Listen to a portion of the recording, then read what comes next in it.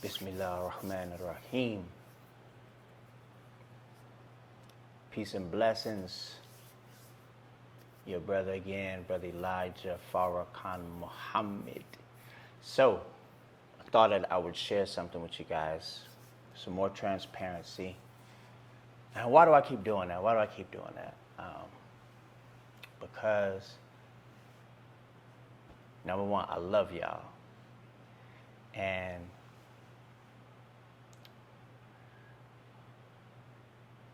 do unto others. I've been raised in that all my life. I've been fed that all my life. And if I have, in the nation we say, if I have half of a bowl of bean soup, right, the other half belongs to my brother. Want for your brother what you want for yourself.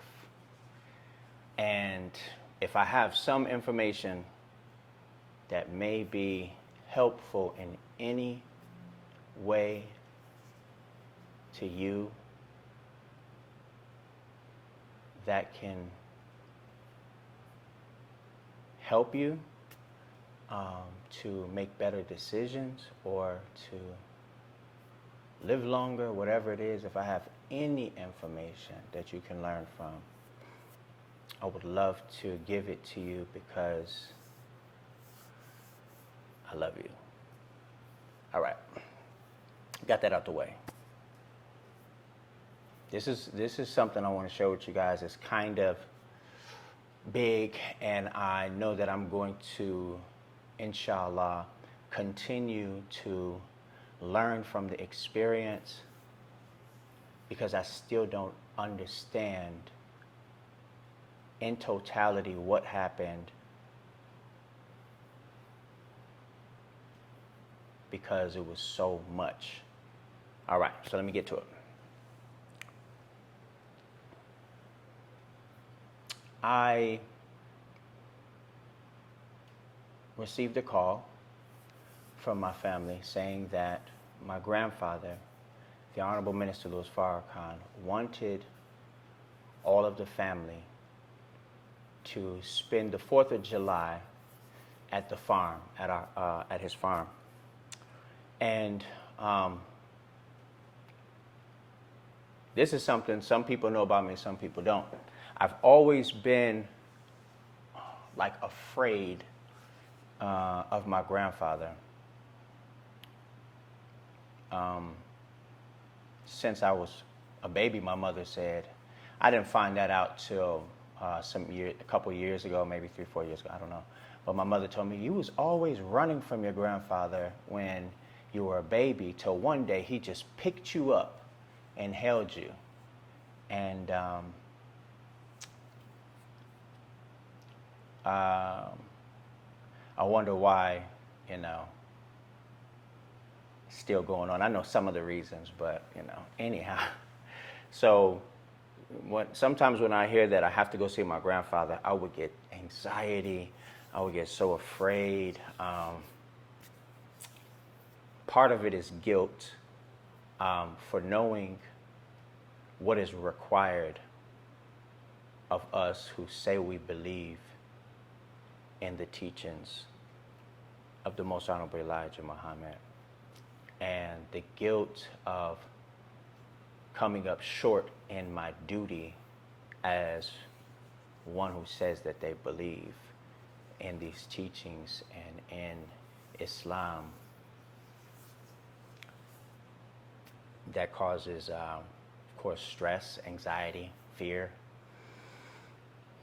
So anyhow, get to that another time. Got the call, and now I'm like, okay, going to the farm. Something was unusual. I wasn't afraid this time in the capacity that I usually, or the way that I'm usually afraid. I wasn't like afraid like that. I felt a level of comfort that was unusual. I also felt on the trip as I started going there, which was really weird, I started feeling the weather in Chicago before I got there. I had memories of when I was really, really happy. When I was married to Sister Ngozi, I had these really wonderful times with her and my son Fard.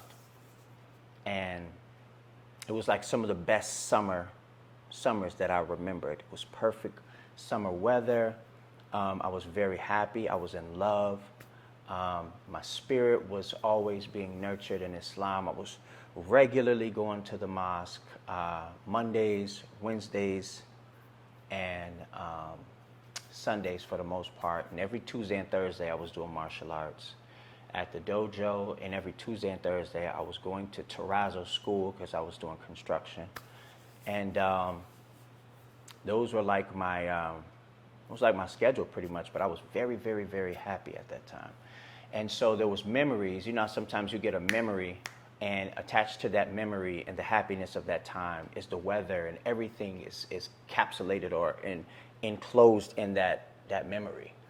And so I started feeling that on my way to Chicago, and it was just so weird that I started feeling that. And so when I finally got to Chicago, the weather was exactly that memory. I didn't check the weather. I didn't ask nobody what it was. But I got there, and that exact perfect weather was there. And it was really, really strange to me that I was feeling it on the way there because I drove. So I started having these little periods where I would feel those memories and those energies, which was maybe 15 years back, 20 years back. But it was like I was being, I don't know. It was I don't know why. I've never went through that before, but that's what was happening. So I'm really, really happy at this time because I'm not really afraid, and I'm enjoying Chicago. I love Chicago summertime. It's, you know, man, it's not just Chicago, but appreciating every detail of life that you can makes life so much better, you know, and just to be alive, to feel the air, you know, to see the foliage and the streets of Chicago, the sky, everything, the people moving around. It's like you're downtown in the Matrix, everyone's moving around. I love stuff like that. I people watch because I'm fascinated with life, so I just like seeing differences. And anyhow, so I get to the farm.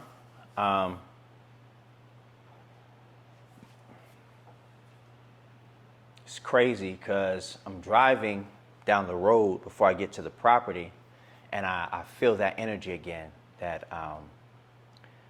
special memory that I had of a perfect day.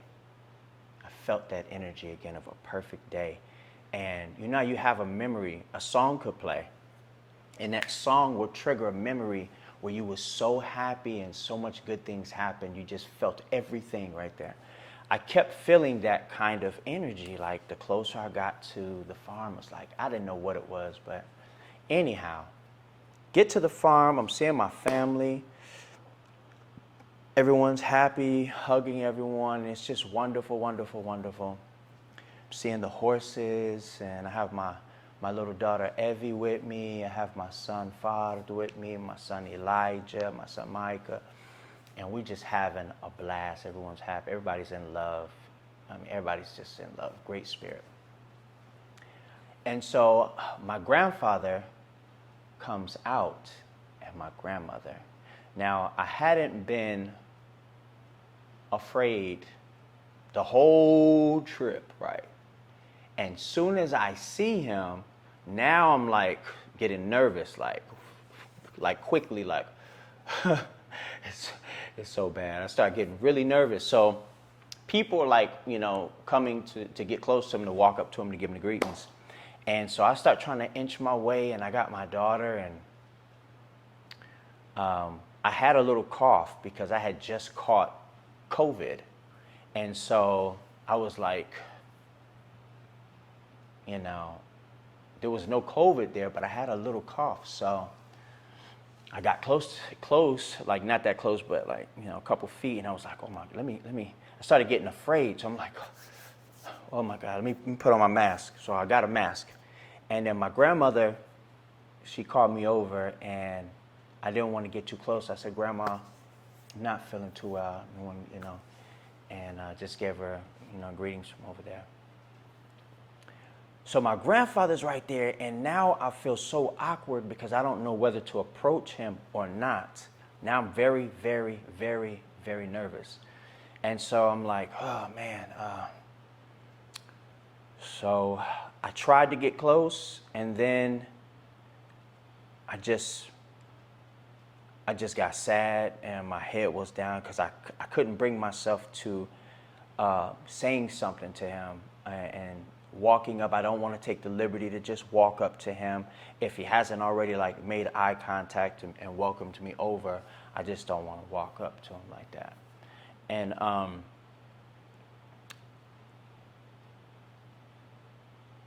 some minutes go by. I start backing up and talking to other people. Now in my mind, I've already decided, well, Elijah, you're not going to be able to go give him a hug. And it's happened so many times where I'm just afraid, and I kind of say something from a distance, and my presence is there, and then I kind of just start finding ways to just be evasive and disappear. So I started that process of trying to get away. And I walked away, and I'm kind of like looking at him from afar, like, trying to look at him. And then I'd speak to someone else and re-angle myself and just look at him again. And I remember in my mind thinking, man, I wish he would just ask me to come to him. And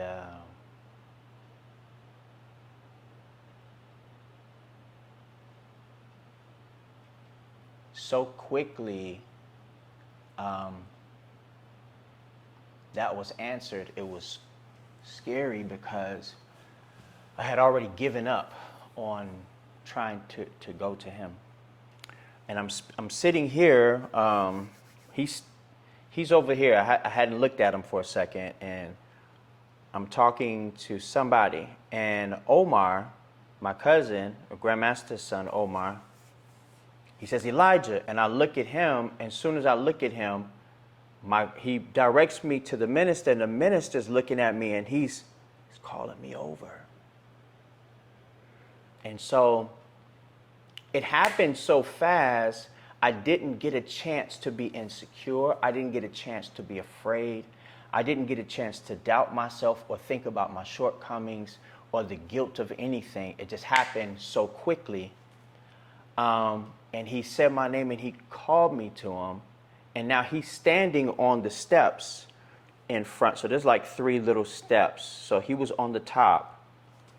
And as soon as he called me to him, I was like maybe 3 feet from him. And I hugged him.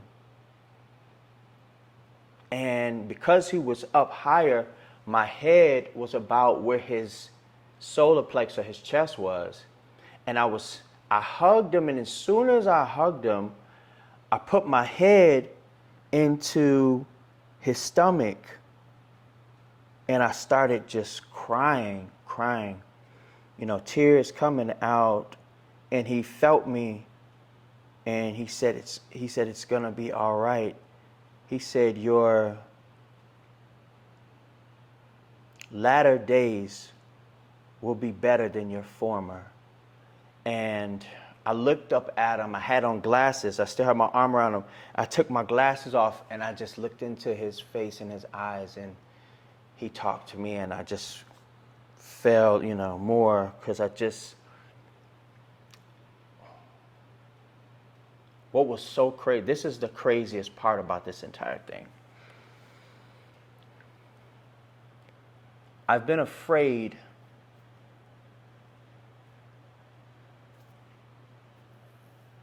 so long, but there's been a prayer in my soul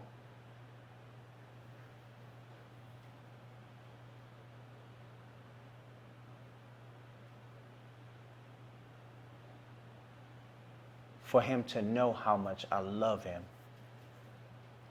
And there's been a vision in my mind for over 20, 30 years of me hugging him with my head on his stomach as a child who's not tall enough to hug their father would hug him. And that has been in my mind, not as a wish, but as a prayer to be a son, to be like a son, spiritually. And it was always that way that I hugged him. I've never hugged him that way, but I always saw myself hugging him that way all of my life. And I've always saw myself sitting at his feet all of my life. And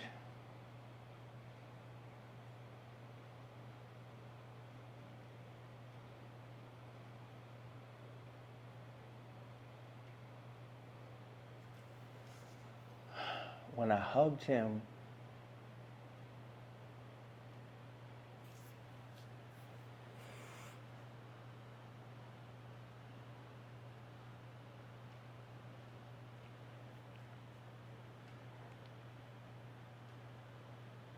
I knew that the Mahdi and the Christ, they heard my soul, and they granted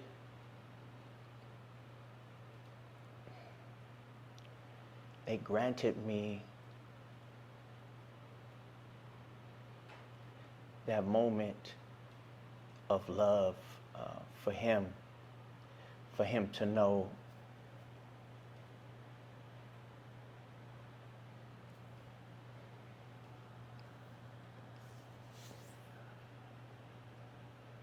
that I love him so deeply. And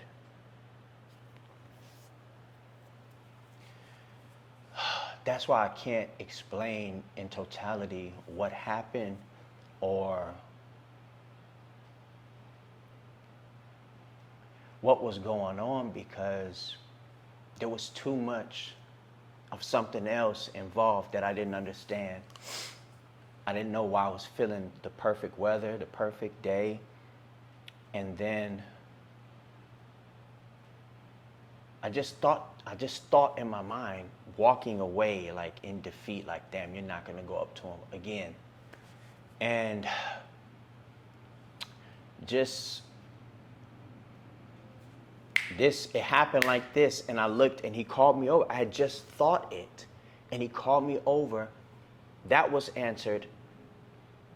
The way I wanted to hug him all my life was answered. He gave me hope that my life is going to be better than what it's been. He told me that. And the FOI was around, and they're so strong and loving that,